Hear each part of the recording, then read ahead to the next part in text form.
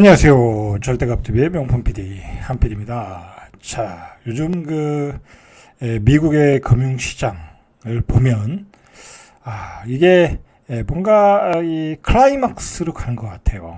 시장의 클라이막스.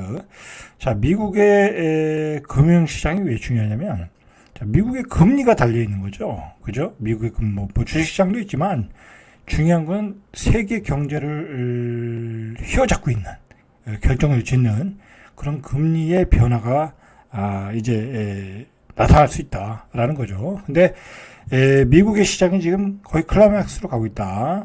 자, 뭐 제가 여기 나스닥 차트는 안 띄우겠는데 나스닥이 폭등을 했어요. 나스닥이 폭등을 했다. 나스닥이 뭐 17,000, 그죠? 17,000을 이미 넘었고, 자, 그래서 그 나스닥 폭등에 대해서 말이 많아요. 사실 이게 말이 많아요.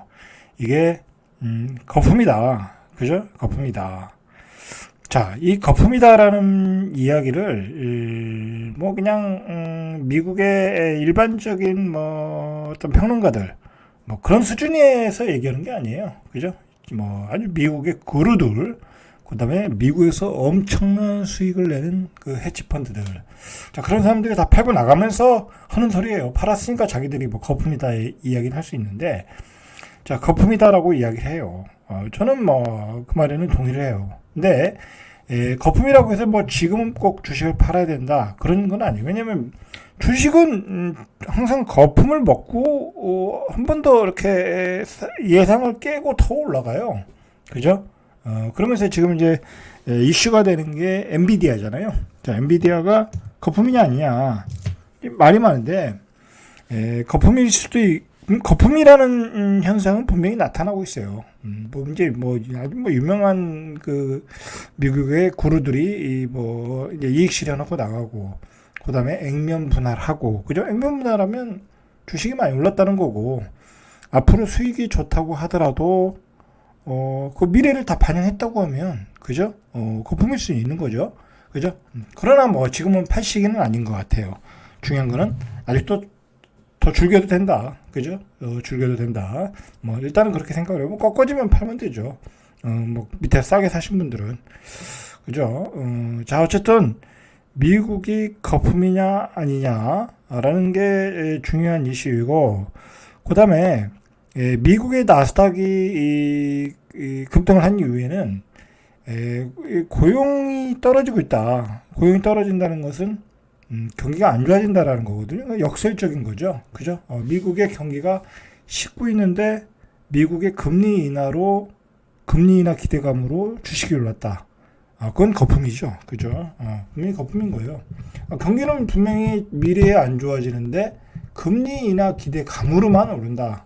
자, 그럼 이제 미국의 풍부한 유동성이 좋으니까 막 돈을 풀잖아요. 금리 인하가 되면 그 기대감으로 오르는데 한계가 있겠죠. 그죠? 한계가 있겠죠. 그래서 이제 제가 이제 표현을 하기로는 서서히 클라이막스로 가고 있다라는 거예요. 자, 그거에 따라서 지금 우리 주식 시장도 그렇고 우리 부동산 시장도 그렇고 변수들이 많이 생겼어요. 이제 여러분들 요 조금 어려운 얘기지만 좀 체크를 하셔야 돼. 체크를 하셔야 되는데 뭐 요즘 뭐 금리 때문에 막 그 목숨 걸고 그거 파고드는 사람들이 있는데 뭐 그러실 필요는 없어요. 왜 그러냐면 여러분들 생각을 해보세요. 지금 뭐 미국의 금리가 내리면은 여기서 뭐 얼마를 내리겠어요? 예전처럼 못 내려요. 그렇게 예전처럼 저금리로 뭐 2%대 뭐 1%대 지금 뭐 4.75인가 그런데 여기서 3포인트 내리겠어요? 뭐 그렇게 내리려면 미국에 엄청난 불황이 와야 돼. 그렇게는 내리기 어렵다. 왜 지금 뭐 그렇게 내렸다가는 세계의 어떤 인플레이션에 휘말려서 뭐 어떤 뭐 대란이 일어나는 거예요. 뭐 전쟁도 일어나고 막 그렇기 때문에 뭐 사실 지금 러시아 우크라이나가 싸우는 거, 그다음에 그 이란과 이스라엘이 싸우는 거, 그리고 중동과 러시아, 중국이 한패거리가 돼서 또 서방 국가들과 싸우는 게 다 그게 미국의 달러와 자원가의 싸움이에요. 그죠? 미국의 저금리 유동성과 그 풍부한 자원을 가진 그런 나라들과의 패권 싸움이에요. 근데 여기서 뭐 그렇게 또 금리를 내렸다가는 정말 그 핵전쟁이 일어나는 거예요. 핵전쟁. 진짜, 그렇게 일어날 수 있어요. 자, 어쨌든 미국의 고용이 냉각됐다. 그래서 금리 인하를 할 수 있다. 9월에. 자, 그런데도 시장은 웃지를 못한다. 그러니까 이게 여러분들 조심하셔야 되는 게 지금은 금리 인하 기대감으로 주식이 오르는 거잖아요. 그러면 어느 순간 고용률이 확 떨어진다. 이 고용 숫자가 있거든요. 예를 들어 기준점이 있는 것 같아요. 그것도 지금은 뭐 84,000 그 정도인데 뭐 한 74,000 막 그렇게 떨어진다. 그죠?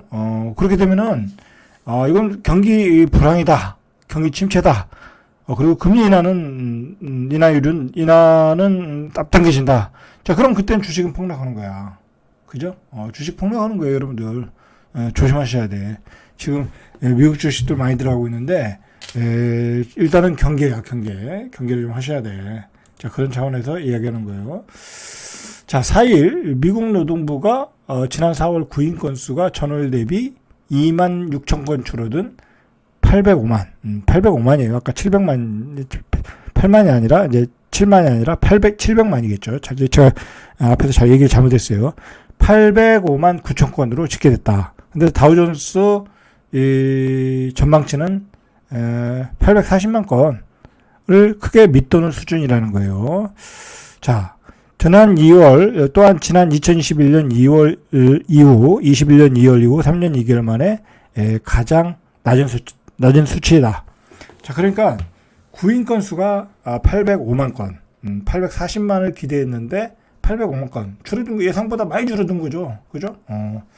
자, 미국 구인 건수는 지난 22년 3월에 1,200만 건이야. 와, 그러니까 엄청난 호황이었다는 얘기죠. 1,200만 건에서 800만 건으로 줄어들면 많이 줄어든 거예요.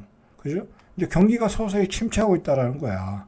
자, 지금은 시장에서 그 침체가 호재로 나타나고 있지만 그 호재가 어느 순간 악재로 간다라는 거야. 그래서 팬데믹 전 700만 수준으로 향한다. 요게 포인트 같아.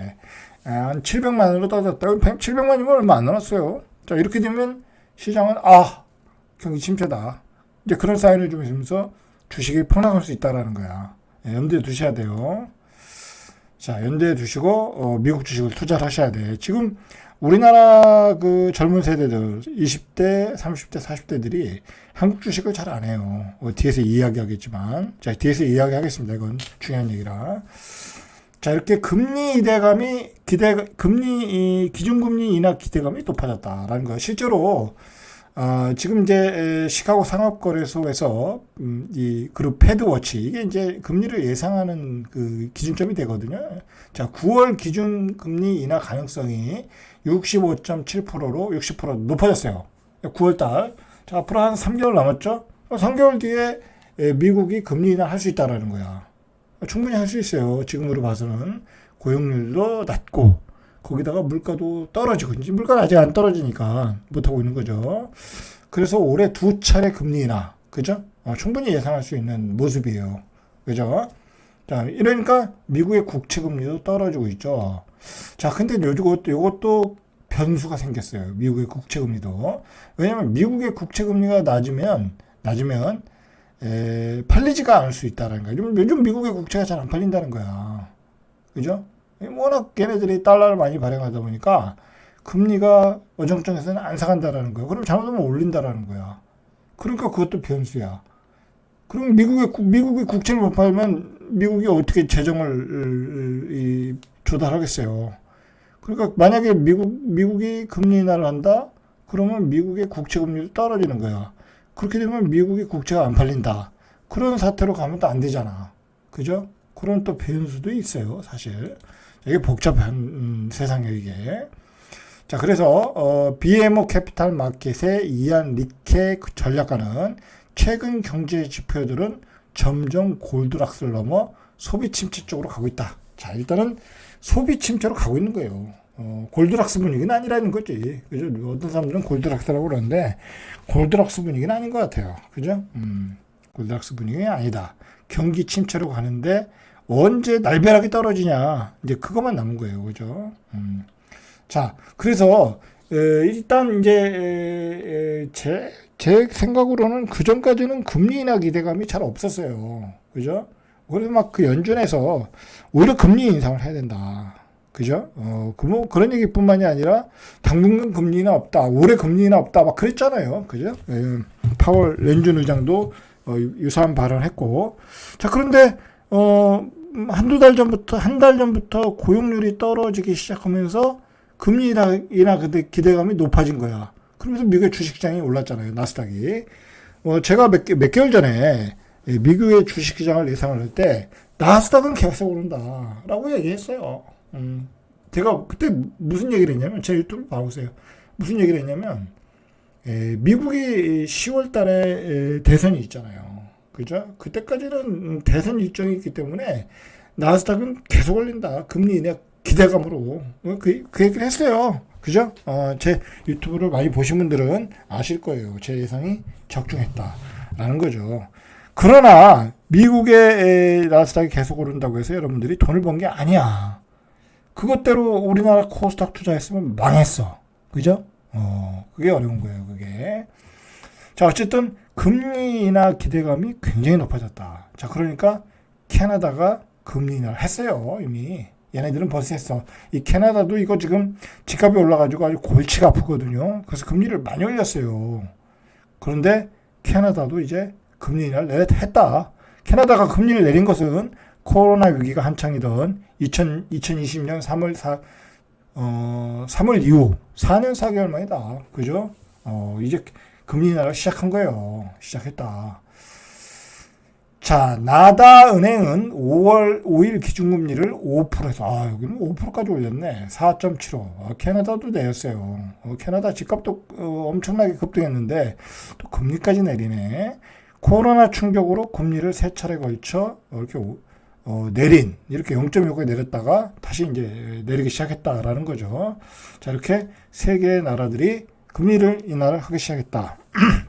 자, 올 들어 스위스, 스웨덴, 브라질, 멕시코, 자, 캐나다, 자, 이런 나라들이 금리 인하를 벌써 했어요. 피봇 전환이라고 그러죠. 자, 피봇 전환했다.